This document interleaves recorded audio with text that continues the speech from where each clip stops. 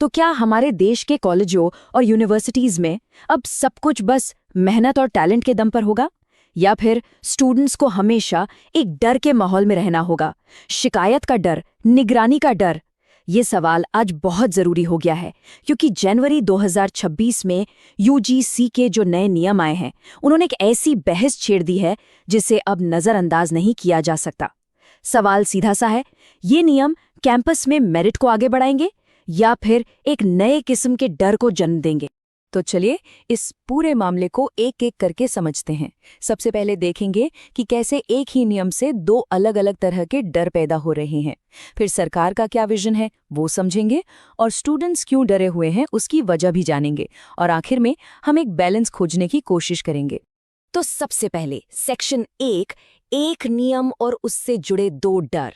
चलिए इस मुद्दे की जड़ में चलते हैं। यहाँ मामला ये है कि एक ही नियम को कुछ लोग अपनी सुरक्षा के लिए ढाल समझ रहे हैं, तो वहीं कुछ दूसरों को ये एक खतरनाक तलवार नजर आ रही है। और देखिए, यही इस नियम का सबसे बड़ा टकराव है। एक तरफ सरकार कहती है कि ये नियम भेदभाव मुक्त कैंपस बनाने के लिए एक शील्ड है, एक सुरक्षा कवच, लेकिन दूसरी तरफ स्टूडेंट्स का एक बड़ा ग्रुप है जिससे लग रहा है कि ये एक कानूनी जाल है जिसमें वो फंस सकते हैं। तो आप चलते हैं सेक्शन 2 पर, सरकार का विजन।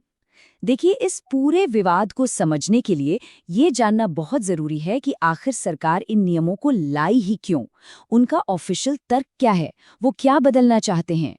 अच्छा, इन नए नियमों के पीछे कॉन्टेक्स्ट है, वो समझना जरूरी है। ये नियम आए 13 जनवरी 2026 को। हुआ ये कि पिछले कुछ सालों से कैंपस से भेदभाव की शिकायतें लगातार बढ़ रही थीं, तो ऐसा लगा कि जो 2012 वाले पुराने नियम थे वो अब काम नहीं कर रहे, कुछ ज्यादा मजबूत करने की जरूरत थी। सरकार का मकसद कम से कम कागजों पर तो बिल्कुल साफ है। वो एक ऐसा सिस्टम बनाना चाहते हैं जहां मार्जिनलाइज स्टूडेंट्स, मतलब जो हाशिए पर हैं, वो बिना किसी डर के भेदभाव की शिकायत कर सकें। उन्हें ये डर ना हो कि समाज क्या कहेगा या उन पर कोई पलटवार होगा। मकसद ये है कि हर स्टूडेंट इज्जत के साथ अपनी पढ़ाई कर पाए, और इस मकसद को पूरा करने के लिए एक नया प्रोसेस बनाया गया है। कोशिश की गई है कि ये बिल्कुल सिंपल और फास्ट हो, मतलब कोई भी ऑनलाइन या हेल्पलाइन पे शिकायत कर सकता है, और जैसे ही शिकायत हुई, कॉलेज को 15 से 30 दिन के अंदर अंदर एक फिक्स टाइमलाइन में पूरी जांच करनी ही होगी। चलिए अब बात करते हैं सेक्शन 3 की। सिक्के का दूसरा पहलू देखते हैं।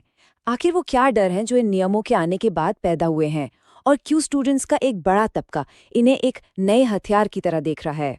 सोशल मीडिया पे ये सवाल खूब चल रहा है, क्या सवर्ण होना उनके अस्तित्व के लिए अपराध मान लिया गया है? और यही सवाल सवर्ण छात्रों के मन में जो डर है उसे बिल्कुल साफ साफ बताता है। उन्हें लग रहा है कि सिर्फ उनकी पहचान की वजह से उन्हें टारगेट किया जा रहा है। अब इस डर के पीछे एक बहुत बड़ी वजह है, एक बहुत ही जरूरी बदलाव किया गया है। पहले, मतलब 2012 के नियमों में, अगर कोई जानबूझकर झूठी शिकायत करता था तो उस पर कार्रवाई होती थी, एक तरह का सेफ्टी नेट था ये।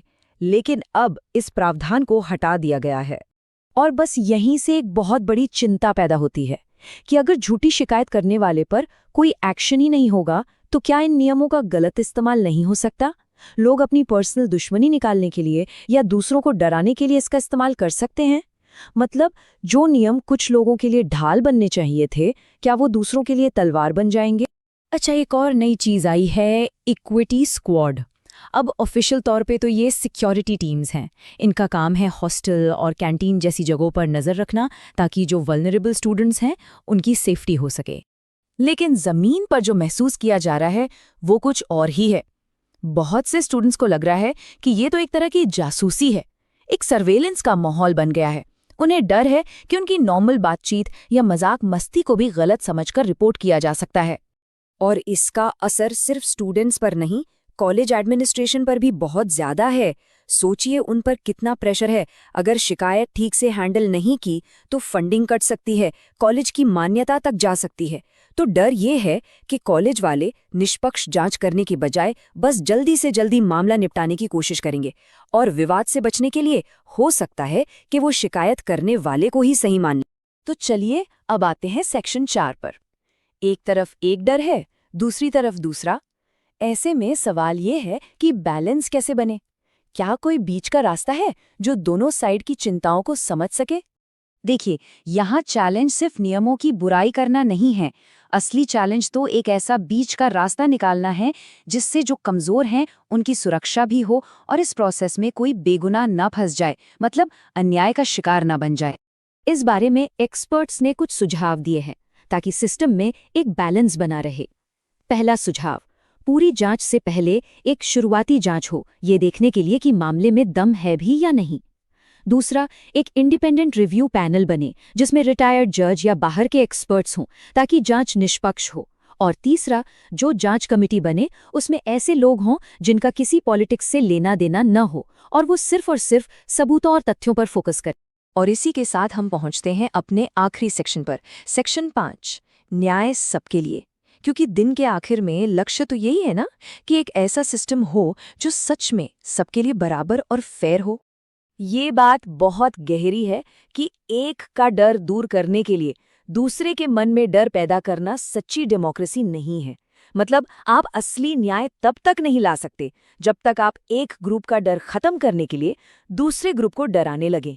तो इस पूरी बहस का लब्बुलुआब ये नहीं है कि भेदभाव के खिलाफ कड़े कानून नहीं होने चाहिए, बिल्कुल होने चाहिए, लेकिन उन्हें लागू करने का तरीका ऐसा होना चाहिए कि कहीं गलती से भी किसी बेगुनाह को सजा ना मिल जाए। सीधी सी बात है, न्याय के नाम पर अन्याय नहीं होना चाहिए। और आखिर में ये पूरा मामला हमें एक बहुत बड़े सवाल के साथ छोड़ जाता है, न सिर्फ हमारे कैंपस के लिए बल्कि पूरे समाज के लिए, कि हम एक विकसित भारत का सपना कैसे पूरा करेंगे, डर के सहारे या फिर आपसी भरोसे के सहारे।